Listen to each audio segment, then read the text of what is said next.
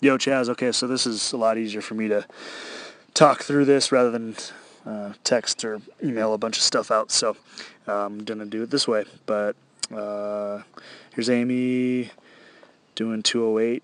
That's pretty good. Like I said, I think the 63 kilo girls class, um, a real good C&J in that is around 100 kilos, so 220 pounds. So she's not far off here. She's a little heavier than that, and she's a little bit behind. But as far as weightlifting standards go, this is pretty good for a CrossFitter. Yeah, so the starting position here is the first thing that I kind of noticed. She's got her weight a little bit further back than I like to see normally. If she can kind of squat down and get her knees out over her toes a little bit more, it's going to allow her to use her legs first off the ground. And you can see that, like, the initial movement, look how much her hips rise right there, which isn't ideal because her hips are moving a lot further than the bar is coming right off the ground. So you can tell she's losing a lot of that leg power right away off the ground. So that's kind of the first error that I saw, which, you're doing a max clean and jerk here. You're not going to be perfect, but that's something to focus on.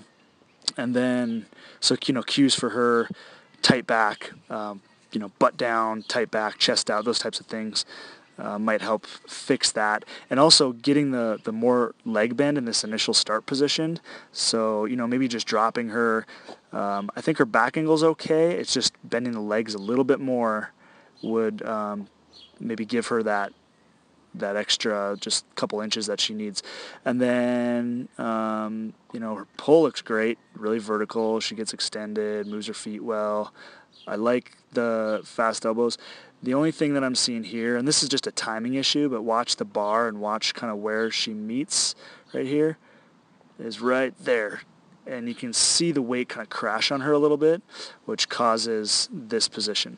So she's got great flexibility, and you can see, like, with the knees way out over her toes, and I really like that. But her upper back is really rounded and her elbows are in, and that's caused a little bit by that crash because she's receiving it, or she's in a good position, but when the weight crashes on her there, when it really meets her body, you can see it pull her down and pull her out of position, and she rounds over. So that's kind of what's draining a lot of energy for that stand-up. And then you see that real rounded over position, tipping forward right there. So she comes up and does this kind of like wormy up. Like I said, max clean and jerk, never going to be that pretty, but something to think about, something to work on. With the jerk, the only thing that I really saw that I didn't like was in her dip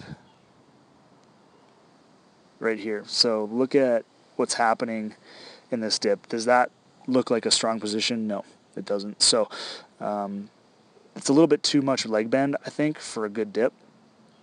It's really hard to maintain a solid position in a big dip like that. So she needs to maybe eliminate that where she's only dipping to about here. So she's going a little bit too far and collapsing. If she can only dip to about here and focus a little bit more on that split, she's probably going to be better off.